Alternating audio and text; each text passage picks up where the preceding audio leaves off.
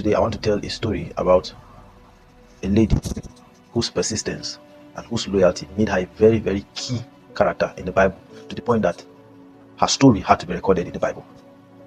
And the name of this person is Ruth.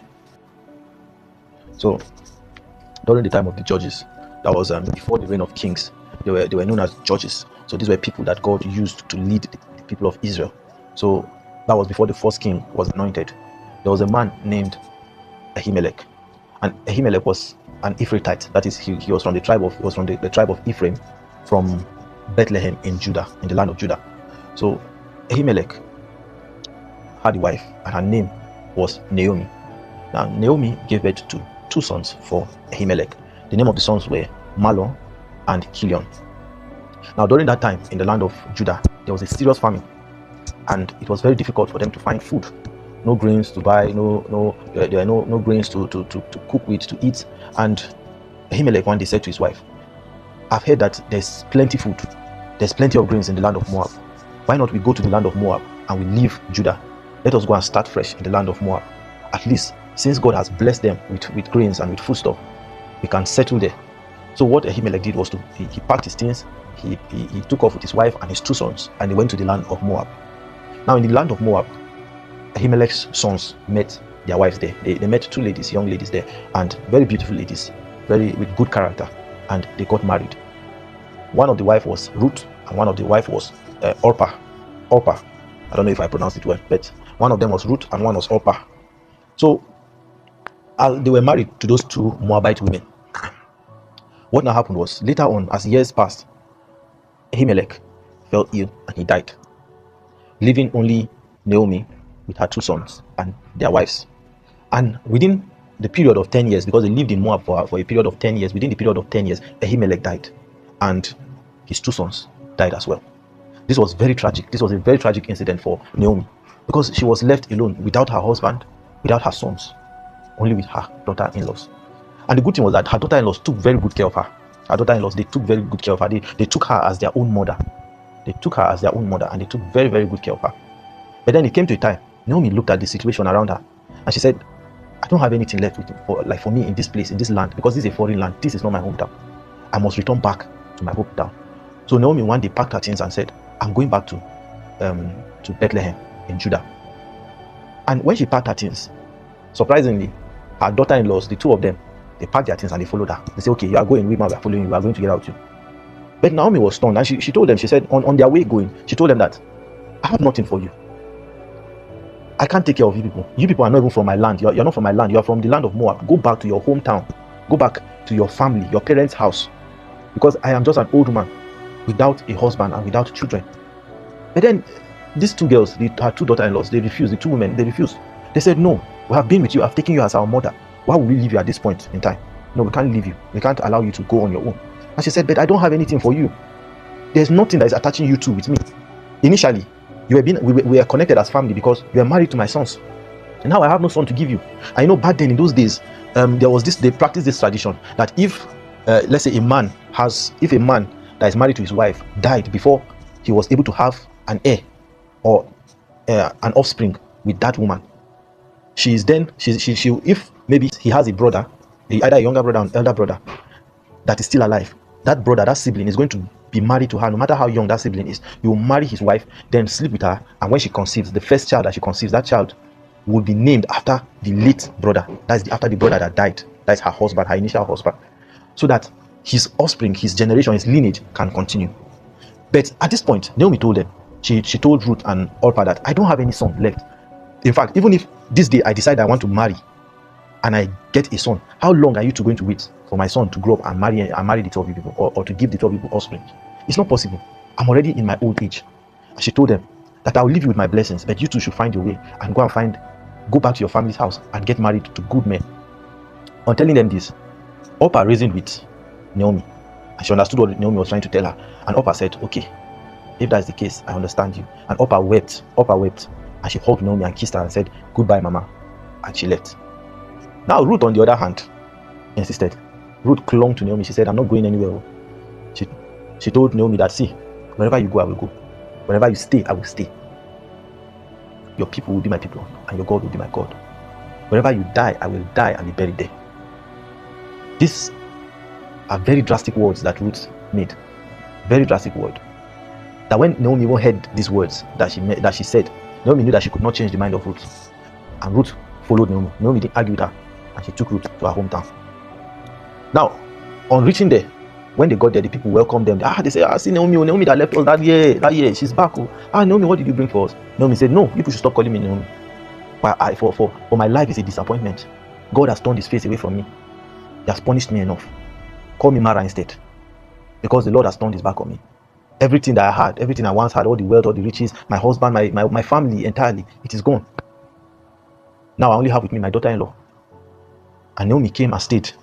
Now, because they came to, why they came back to Judah was because they heard that God had blessed Judah, the land of Judah. And there were grains, food was plenty in the land. So they came back to Judah. That was one of the reasons why they came back. But they came to have a fresh start because they didn't really come with much and they didn't have anybody. Naomi didn't even know that she had someone in the land of Judah. She just came back because it was her hometown. Now, Ruth now told Naomi one day, Mama, I want to go out. I want to go out and I want to go and let me see if I can find a farm, because I heard that now this is the season where they are threshing grains and they are harvesting. I want to go and see if I'll let me follow the women that are also following to harvest in the farm, that are also following after the harvesters in the farm. That is the men that are harvesting the grains. Anything that they leave, any remnants that they leave, I pack it and I thresh it up and I get out the grains, I bring it home. That was what she told her mother-in-law. And the mother-in-law said, okay, go, God will be with you. And she left. So fortunately, the farm that she went to, the farmland that she went to, was the farmland of one of the relatives. He was a relative of the husband of Naomi. He was Ahimelech's relative. And when she went there, she started following the women that were gathering the leftovers from behind the harvesters. So as the harvesters are harvesting, anything that falls to the ground, they'll leave it. It was also part of their tradition back then. They do not harvest everything. They leave for the less privileged. So the women follow, and Naomi Ruth was also following to harvest, to be picking up the leftovers. So the leftover grains, those that were falling on the ground, and that was what she was doing. And Boaz came for inspection. He came to supervise the work that his harvesters were doing, and his eyes caught a glimpse of Ruth. And Ruth was a very, very beautiful lady. When Boaz saw her, he asked his men, who is that lady? And they told him, it's the daughter-in-law of Naomi, who was the wife of your relative Ahimelech. Then Boaz now said, okay, what will happen is that I want you guys to leave enough for her. Do not touch her, and make sure that anything that she wants, you give to her. If whatsoever water that you fetch, allow her to take it.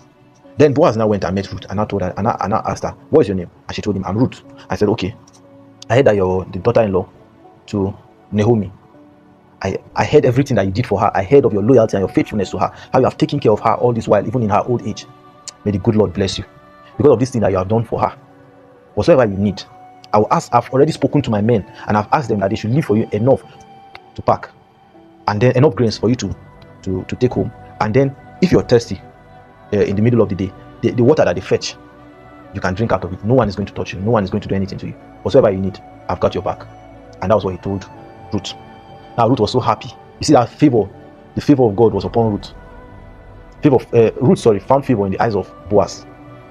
So after that day went by, Ruth ate enough, because apart from even gathering the grains, Boaz made sure that whatsoever the harvesters cooked and whatsoever they were eating, they gave to Ruth and the other women, and they even gave Ruth times 2 self. So Ruth fed, she ate and ate and ate, and whatsoever remnant, she took enough for her mother-in-law. Now Ruth was a very considerate daughter-in-law, was someone that cared so much, so deeply for her mother-in-law. Imagine her eating and still thinking, oh, my mother-in-law is at home, I need to gather some food for her. So she took packaged leftovers for her mother-in-law, enough, and took home. So when the mother-in-law saw the grains, she was surprised. This grain is too much for someone that is just picking leftovers. How is it that you're able to gain this much grain? Then Ruth now told her, you know what? You won't believe it. Ruth now started to give Naomi gist. Naomi now told Ruth, this man, it seems it's the Lord's doing, because this man is a close relative, is a relative of your father-in-law, that your late father-in-law. That is my late husband. Ruth said, wow, that is nice. Then Naomi told Ruth, it's good that the man helped you. Do not gather grains from any other farmland. Rather be gathering from his own farmland, since he has promised that no one will touch you and no one will harm you. And after all, it's even dangerous. You cannot predict men these days. So it's better that you gather the grains from Boaz's farmland, since already you have found favor in his eyes. So that was what Ruth was doing. Then one day, Naomi understood that there was something between Boaz and Ruth. She knew that there was something that Boaz saw in Ruth that she also could see. And she called Ruth. She told Ruth, you know what will happen? I want you to go to the farmland this day. And what you do, you're not going to gather grains. No, you're not going to gather grains. Go at the time when, make sure that you are in the threshing field, but wait. Just don't go home. Just wait for the time that Boaz is going to be hungry and eat. When he eats, monitor him, but don't allow him to know that you are there. Monitor him. When he's done eating, surely he will want to rest because of the day, the business of the day, how hectic the day was. And when he puts his head to sleep, I want you to do this. Lay down at his feet. Take off his shoes, uncover his feet, and lay down at his feet. That's what I want you to do. And wait for him. Whatsoever he tells you, then do so. And these are the words that you are going to say. Now, what Naomi was trying to do, what she used Ruth to do, was that she wanted Ruth to whine. She wanted Ruth to whine Boaz, to touch his ego, to whine him. Let me explain how Ruth whined Boaz. Now, when Ruth went to the threshing field, she saw Boaz, but Boaz did not know that Ruth was even there. She waited for the time when Boaz would eat. Now, when Boaz had eaten and he was filled up, he now lay down to rest. He lay down to rest. So, as Boaz lay down to rest, he was already asleep. Then Ruth came. She uncovered his feet. She uncovered his feet. And when she uncovered his feet, she lay down at his feet. She lay down at his feet. Now, later on, Boaz woke up. I was shocked when he saw Ruth at his feet, because he did not see Ruth in the threshing field at all that day. So he was surprised when he saw Ruth at his feet, and he was like, who are you? Because it was dark at this point. It was towards night time. It was dark at this point. And he was like, who is that? Who are you? And Ruth now told him, it's me, Ruth, your servant.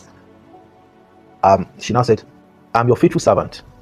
She said, I'm your faithful servant. Cover me with your robe as I lay at your feet. And then she now whined him by telling him that you are our ultimate redeemer.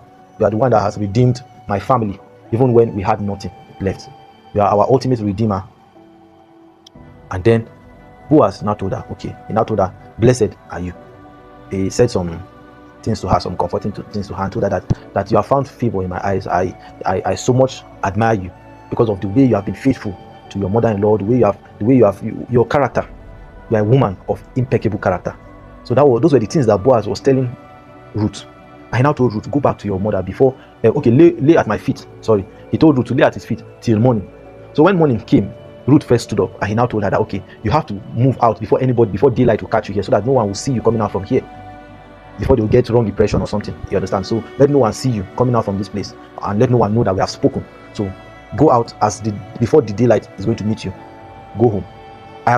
There's someone, I'm not the ultimate redeemer. So you see what she now spoke to him, now stuck to his mind. I now told her, I said, I'm not the ultimate redeemer, I'm not the immediate redeemer. There's someone that is more closer. It's a closer relative to your late father-in-law, that is Ahimelech, than me.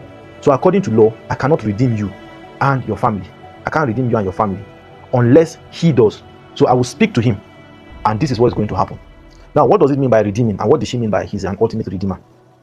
Normally, when a man that has his family has maybe his wife and his wife or his daughter, when he dies, he leaves certain properties to them, but those properties are not in their name, so they cannot really lay claim of those properties. Do you get? Because they are not his sons. If he does not have a son and he does not have offspring, you see that that was his wife and his daughter-in-law. So none of them could actually redeem his property. So one of his close relatives can decide that, okay, I want to redeem this property, so I will take it off from their hand by buying off the property. So what it means to redeem is that the closest relative to the late husband is going to buy off the property from his wife. So when he buys off the property, she can make use of the proceeds, but because the property cannot be in her name as a woman, that was how it was back then. The property cannot be in her name, so he'll take hold of the property, and that is he's redeeming the family. So he'll take hold of the property, and then she can go on. Maybe she can start afresh. She can marry from another home, from another family or something like that. So, but at this point, Boaz now set a meeting. He went to the city gate and he called elders, and he set a meeting with that relative that he said earlier that is the closest relative to Ahimelech. That is his late relative, the late husband of Naomi. So when he said the meeting, he now called the relative and said, see, here is Naomi and here is her daughter-in-law. You as the closest relative, I want you to redeem the property, buy off the land from her, buy off the property of Ahimelech, so that you redeem it You will redeem it under the name of Ahimelech, so that whatsoever happens, it will continue. His name will continue under you. So mean that property, he will take over the property in the name of Ahimelech. So he said, the relative now said, I agree, I accept, I will buy the property from the hands of Naomi. But he now said, as you are buying the property, he also has a daughter-in-law. I want you to also take her as your wife. That is the condition in redeeming them. I said, no, I cannot. He said, because in the future it will cause problem. I do not want. If I'm going, that's what the relative said. He said, if I'm going to take over the property with Ruth, then you can have the property. So Boaz now said, is that your final answer? He said, yes. He said, okay. And this was what Boaz wanted. So when he said, I won't take over, I won't redeem the property, I won't redeem the family, Boaz now said, okay, this day I am going to redeem the family of Ahimelech. I'll redeem his property and everything. I'll redeem his family, and I will take Ruth as my own. So those days, what they do is that when they are handing over, when in agreement, they normally remove their slippers and pass it to the person that you're handing it over to before witnesses, which were the elders that he called earlier. So after that, Boaz now went back and he told Ruth that, see, I've redeemed you and your family. I've redeemed Naomi. I've redeemed you. So now what is going to happen is I will marry you. So Boaz now married Ruth, and when he married Ruth, he took care of Ruth, took care of Naomi, and Ruth bore a son, and the name of her son was Obed. And Obed grew up to be known as the grandfather to King David, because Obed was the father of Jesse, who was the father of David, who later became king of Israel. And that was the lineage that Jesus Christ came from. Now, Ruth became a blessing in the life of Naomi. Ruth redeemed Naomi from misfortune. Ruth brought smiles to the face of Naomi. She brought happiness, brought a light back into the life of Naomi. Naomi that said, the Lord has turned his face against me, or the Lord has turned his back from me. That is the same Naomi that God blessed using Ruth. So now, the moral of this story is this: loyalty brings reward. Ruth's faithfulness to Naomi brought her unexpected blessings that she could not imagine would have ever come her way. The loyalty and faithfulness of Ruth to Naomi brought about these blessings. Now, the lesson we should learn from this is stay loyal even when there's nothing to gain immediately. Because most of us are always looking for something that we want to achieve before we are loyal to someone, or before we are loyal to people. You hear someone say, he doesn't have anything to give me, I have nothing to gain. What did the Bible tell us? The Bible tells us that we should not despise the days of our little beginnings. Why? Because God blesses the works of our hands. God can bless you through any means. He can bless you through the most minute means, like something that you don't expect, a channel that you don't expect blessing to come out from. That is where God will pour out his blessings upon you. That is the first lesson. Now, the second lesson is that God honors humility and hard work. The second moral lesson is God honors humility and he honors hard work. Now, Ruth did not beg. She worked diligently and respectfully and faithfully. Ruth did not beg. She worked diligently. It was her hard work, her diligence. That was what captured Boaz's attention. Minus her beauty as well, because Ruth was also very attractive. She was beautiful. But it was her diligence and her hard work. And because of the stories that Boaz heard, these were the things that made him to be attracted to Ruth. Now, the lesson from this is consistent effort and humility. It attracts favor. Consistent effort and humility attracts favor. You do not know where your favor is going to come from. Praise the Lord. And then we have the third moral lesson is that kindness can change lives. Kindness can change lives. Now, Boaz's generosity was what transformed Ruth and Naomi's future. If Boaz was not willing to give, if Boaz did not have the heart of generosity, I doubt that there would have been a change in the life of Ruth and Naomi. So the lesson that we should understand from this is that small acts of kindness, it can have generational impact. You never know. Because the compassion that Boaz had on Ruth and Naomi, well, it did not just affect only their lives, but it changed generations to come. This was the same generation, this was the same lineage, that Jesus Christ came from, that Jesus Christ originated from. This was the same lineage. This was the same lineage of the great and the mighty King David that we all know. The fourth lesson is that God uses outsiders. What do I mean?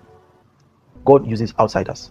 It means that God can use anybody to change your life. God can use anybody to impact your life. It does not necessarily have to be your brother or your sister or someone that you know or a Christian. God can make use of anybody. It does not have to be a believer. God can make use of anybody to change your life. Ruth was the origin of change in the life of Naomi. Even though Ruth was not even from Israel. She was not an Israelite. She wasn't from Bethlehem. She was a Moabite. She was a Moabite, yet God chose her for a great purpose. The lesson behind this is your background, it does not disqualify you from God's plan. Where you come from does not disqualify you from the plan of God. Our next is hope after loss. That is our next moral lesson. There's always hope after loss. We can see that the bitterness in Naomi's heart moved Naomi to say that God has turned his back on me. The bitterness means that the face of God has been turned against me. That is what bitterness can do. But there's always hope after loss, because even in the midst of her loss, Naomi moved from bitterness to joy. God can turn any sorrow into restoration. That's what we need to understand. Then our sixth lesson now is divine alignment matters. Divine alignment, it matters. Ruth happened to glean in Boaz's field. She gleaned in Boaz's field. She was gathering grains that from the threshing field. But all this was part of God's plan. It was part of God to connect her with Boaz. So divine alignment matters.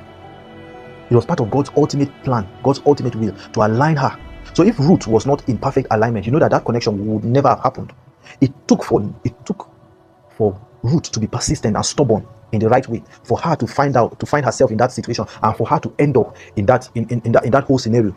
It took Ruth's persistence and her stubbornness in the right way to be used by God. Now, I'm not discrediting Orpah. Orpah has no fault. Orpah did not do wrong. She didn't do anything wrong. It was just that it was Ruth that God wanted, that God placed to be aligned for his perfect will. Orpah did nothing wrong, because it was reasonable what Naomi was telling the two of them. But did it occur to you that Ruth's stubbornness was divine? Ruth's stubbornness was part of God's will and God's plan. That is why divine alignment matters. The lesson that we should understand from this is that we should trust God's guidance, even in ordinary moments, even when it does not look like it. Even when it doesn't look like it, we should trust God's guidance in ordinary moments. Our key takeaway in this story is that faithfulness in small decisions can lead to destiny-changing outcomes. Faithfulness in small decisions can lead to destiny-changing outcomes. There's something that also I want to explain to you guys to understand, that it was part of the devil's plan to stop the lineage of Christ. It was part of the devil's plan to disrupt the lineage of Christ. We all know that Jesus Christ came from the lineage of King David. Yes, this was the lineage that Jesus Christ came out from. But the devil sought out to destroy that lineage right from the time of Judah, who was the foundation of that tribe. Judah was the foundation of the tribe of Judah, the actual Judah that we know, the son of Jacob. It started from the time of Judah. The devil wanted to use the lineage of Judah, but God had other plans. We all say that Judah was a useless man. He slept with his daughter-in-law Tamar, thinking it was a prostitute. But did it ever occur to you that was why that was the plan? That was the will of God. Did it ever occur to you what pushed Tamar to go and sit at the gates like a prostitute? Because if Tamar had not done that, Judah's lineage would have ended there. What do I mean? Judah had three sons: Shelah, Onan, and Shelah. Was his first son, and married Tamar. I won't go deep into the story because this is a story for another day, and I'm still going to break down this story so that you guys understand what I'm trying to say. Married Tamar, and Tamar did not bear any child for And according to their customs, what I said earlier, it is a custom that if the wife does not have an heir for that particular son, you give the wife the next son in line, so that he will make her he will get her pregnant, then she will give birth for him. But when she gives birth, that is the next son in line is going to marry the first, that is the elder brother's wife. And when she should give birth for him, the child is not going to be his child, but rather the child of the elder brother that died, the deceased elder brother. The child is going to bear the name of the deceased elder brother. So that was what the younger brothers of did not want. It was first Onan, and rather than Onan making Tamar to conceive, when Onan reached the peak of releasing, he will now pull out and release on the floor, thereby cheating her. And it was an evil thing before the sight of God. So therefore, he was struck down. He died. The same thing happened with Shelah. They did not want their child to bear the name of their elder brother. So they were doing this evil thing in the sight of God, and the two of them were struck down. So when they were struck down, you see, the plan of the devil was to end the lineage of Judah there. The plan of the devil was that he didn't want, because Judah at this point was towards his old age. At this point, the devil did not want Judah's lineage to continue, because that was where the Christ was going to come out from. So if that whole scenario did not happen, that Judah did not sleep with the prostitute, and how the prostitute happened to be Tamar, and she gave birth to Perez, if it had not happened, the lineage of even Boaz and Ahimelech would have ended. meaning that there would have been no Boaz, there would have been no Ahimelech. Now, what do I mean by this? It also means that even during the time of Ruth, it was the devil's will that their lineage end. Because think about it, Ahimelech died, his sons died, there was no one to continue the lineage. So it was now Boaz, and it took for Boaz to come together with Ruth for that lineage to still continue, because it was that direct lineage of Boaz that the grandfather of King David came from, and that was where King David came from, and that was the same lineage that Jesus Christ originated from. And I believe that by this story, God has been able to bless a life, and God has been able to open the eyes of someone this day. Remain blessed and have a wonderful day.